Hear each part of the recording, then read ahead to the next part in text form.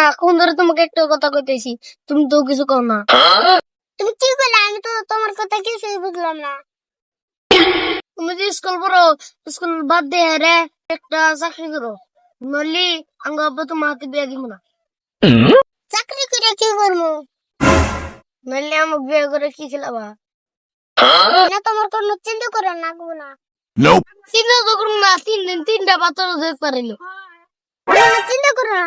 আম্মু হে, তুম্মু मुलाकात करेंगे, हम खिचड़ी बनाएंगे। হেই, তুমি কি কও? তোমার হাতে রিলেশন করে রে আমার জীবন ধরছে না না এগুলো তাও তোমার ফাইজলিম চালো। ভালো কথা মনে করছো, টেনাডি রাহে দিও।